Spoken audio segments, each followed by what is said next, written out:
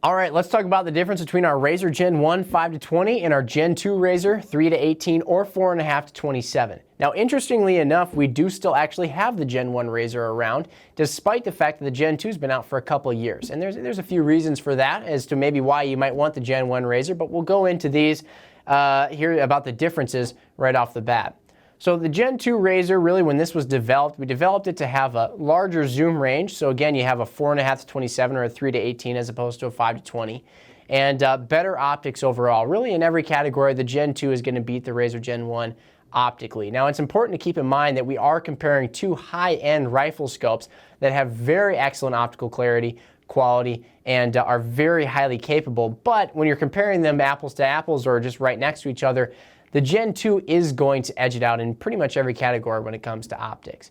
Now, as far as features go, the Gen 2 also has a number of more features over the Gen 1 Razor does. And it has our new L-Tech Zero Stop system, which is a little bit easier to use perhaps than the RZR Zero Stop system. And not that the RZR Zero Stop was difficult to use, but it just removes one or two steps that make zeroing this optic a little bit quicker. It still has that precise zero stop right on your zero after a full day of dialing. Now, one of the unique things about the L-Tech Zero Stop system is that it allows you to go actually 5 clicks beyond your zero. So for whatever reason you need to dial beyond your zero just a little bit, it does allow you to do that, whereas the RZR Zero Stop just stops right on your zero. Also, this has a rotational indicator, which if we were to dial a few rotations into our Gen 2 Razor here, you would see that our rotational indicator starts to stick out on the side. And then it has the illumination now integrated into the side, into the parallax adjustment knob.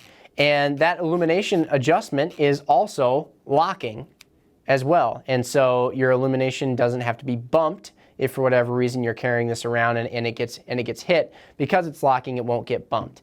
And speaking of locking, actually, the turret system is also locking as well. Both windage and elevation on the Gen 2 Razor are locking. You pop them up to unlock them and make your adjustments, and then pop them down to lock them in place.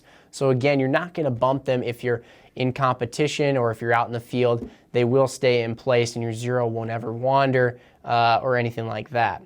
Now, the Gen 1 Razor, we have talked up the Gen 2 Razor quite a bit here. It does have one very, very key advantage over the Gen 2 Razor, and perhaps one of the really big reasons why we've kept it around so long.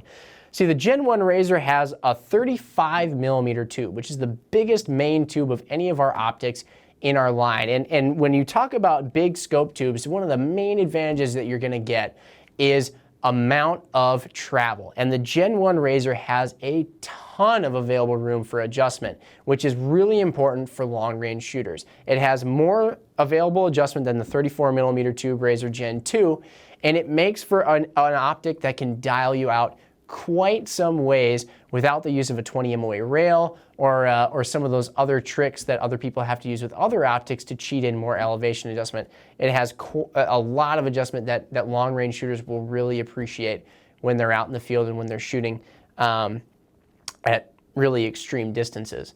So those are some of the things you're going to want to keep in mind. Obviously, price does come into play. The Gen 2 Razor comes in 4.5 to 27 in this case, at around $2,400, whereas the Gen 1 Razor comes in for about $1,700. This is all retail, and of course you might find it for different prices in different places, but roughly speaking, that's what you'll find them for. And again, there are advantages to both, but you know, if you're a really extreme long-range shooter, you might want to consider going with the Gen 1 Razor. It's still, like we said, a high-end optic with all the features necessary to shoot extreme long range and that huge amount of adjustment.